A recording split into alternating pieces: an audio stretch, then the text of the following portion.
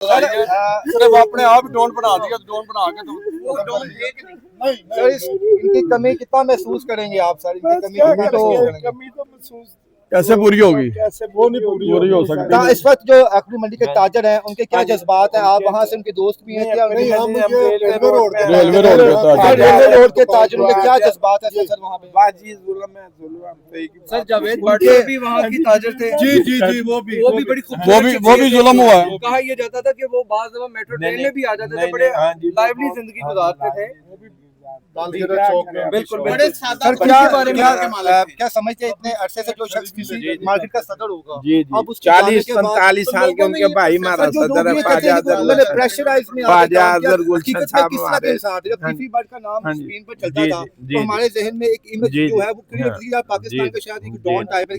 नहीं उन्होंने कभी जुल्म नहीं किया, कभी ख्वाजा साहब ने कभी जुल्म नहीं किया, किसी कब्जा किया, किसी प्लाट कब्जा नहीं किया, कभी किसी को तंग नहीं किया। एक भी आपको कितनी तकलीफ होती होगी जब आप उनके बारे में ऐसे अल्फाज सुनते हो? हमारा 45-50 साल का तल्लक है।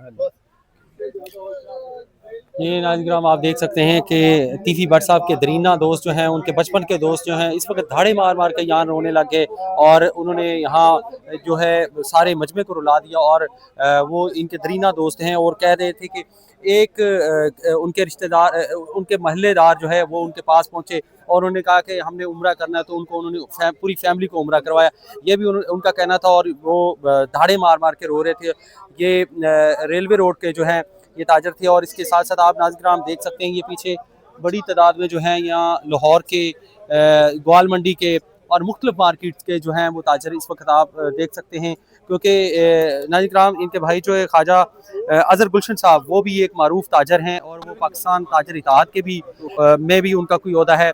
और इसके साथ साथ आप देख सकते हैं कि मोहल्लेदार अजीज़ व कारब और इसके अलावा दीगर फैमिली के लोग, जानने वाले लोग जो हैं वो इस वक्त यहाँ मौजूद हैं। और हम बात करने की कोशिश करते हैं यहाँ जो सहाफ़ी हैं इर्ज़ा भट्ट साहब, ये हमारे साथ मौजूद हैं, इनसे बात करते हैं। ये कल से कवर कर रहे हैं। देखें इदारे जो होते हैं ना वो हमसे बेहतर किसी शख्स के किरदार के बारे में जानते हैं। आप राय गुलाम अली है, मेरे लिए आप बहुत मोअज़्ज़िज़ होंगे, मेरे लिए आप दोस्त भी होंगे, मैं आपके लिए कसम भी उठा सकूंगा, लेकिन कोई दूसरा शख्स आपके बारे में क्या राय रखता है ये मैं नहीं जानता। और इदारों ने कोई स्टेप उठाया है वो बेहतर समझ सकते हैं तो क्या सोच के उन्होंने कदम उठाया क्या नहीं उठाया।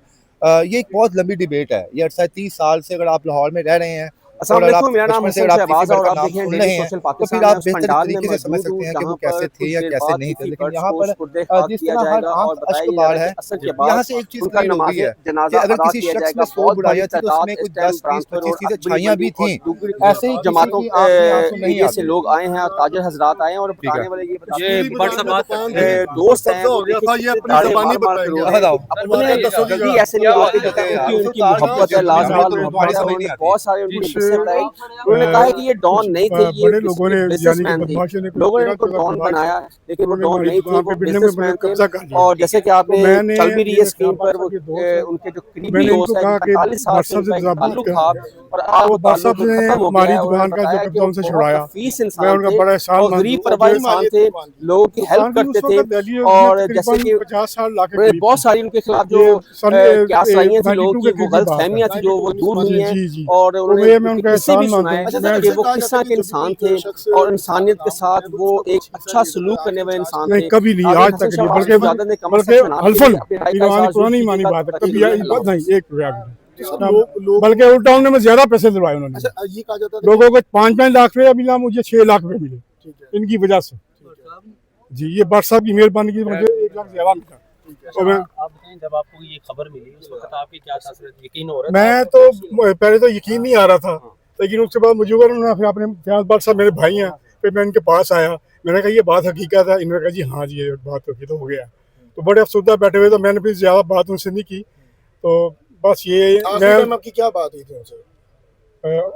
भट्ट साहब से मेरी उनके पास काफी अरसा बाद मुलाकात नहीं हुई। लास्ट टाइम जो आपकी बात हुई आपको कोई याद हो? हाँ जी, वो जब भी मैं गया उनके पास कोई काम हुआ तो उन्होंने मेरा फीस बिल का काम किया, कभी कोई ऐसी बात नहीं की उन्होंने। ये बहुत अच्छे इंसान थे।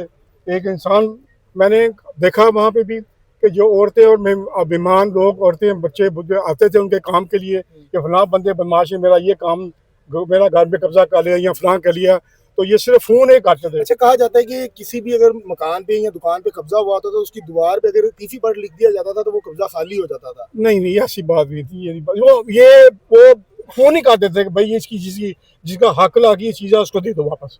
फोन में बंदा दे देता, चाहे कितना बड़ा जो बदमाश होता दे देता।